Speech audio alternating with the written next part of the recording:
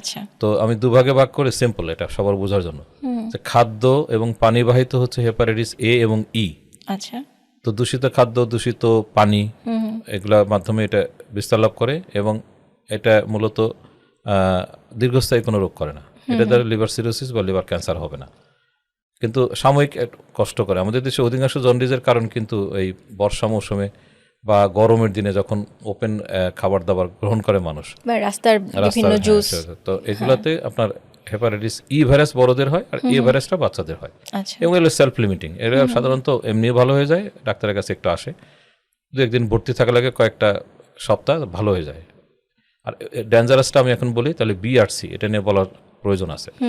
এটা মূলত রক্ত উপাদান এবং ক্লোজ কন্ট্যাক্ট, মানে অনিরাপদ মেলামেশা সেগুলা। তারপরে হচ্ছে যে ধারালো কোনো বস্তু, যেরকম সেলুনে যে খুর ব্যবহার করা হয় বা রেজার ব্যবহার করা হয়, সেগুলো যদি শেয়ারিং করা হয়, এবং ডেন্টাল প্রসিডিউর, দাঁতের কাজ করার সময় সার্জনরা যে সমস্ত ইনস্ট্রুমেন্ট ব্যবহার করেন বা অন্যান্য সার্জিক্যাল যেগুলো প্রোডাক্ট আছে সেগুলো, সোজা কথা এমন একটা ঘটনা ঘটতে হবে যে তার ব্লাড, যে রুগীটা তার ব্লাডটা ওইটার সাথে লেগে থাকলো, তারপরে ওই জিনিসটা আরেকজন কেউ যদি ব্যবহার করে, তাহলে কিন্তু তার যদি স্কিন বা সে একটা টুথ ব্রাশ, সাধারণত কেউ শেয়ার করে না, কিন্তু আমি এক্সাম্পল হিসেবে বলি যে টুথব্রাশ যদি একজন পজিটিভ রোগী ব্যবহার করে, করার পরে ওনার তো আমরা দাঁত ব্রাশ করার সময় কিন্তু একটু হলেও আমাদের অ্যাব্রেশন হয়, মানে একটু ক্ষয় হয়, এবং যেটা আমরা চোখে দেখি না, ওখান থেকে কিন্তু ভাইরাসটা ঢুকে গেল।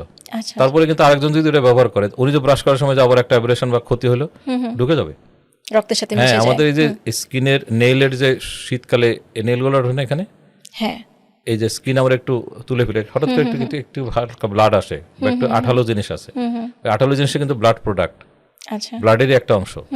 তো ওইখান দিয়ে কিন্তু সে এই একটা টেবিলের উপরে যদি একটা পজিটিভ রোগীর ব্লাড লেগে থাকে, বলা হয় এই শুকনা জায়গাতে 7 দিন বেঁচে থাকতে পারে হেপাটাইটিস বি। ডিএনএ ভাইরাস, এটা সহজে নষ্ট হয় না।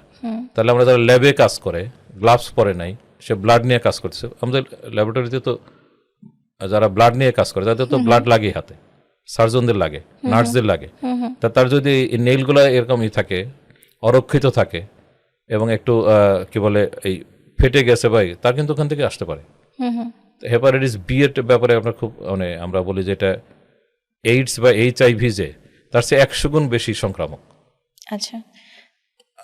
আর সি এর ক্ষেত্রে আমি বলে নিই একই সাথে, সিটাও ব্লাড এবং ব্লাড একই, মানে বিআরসি একইভাবে বিস্তার লাভ করে, কিন্তু সিটা একটু বেশি পরিমাণ ছাড়া এটা আসলে এক দেহে থেকে আরেক দেহে যায় না।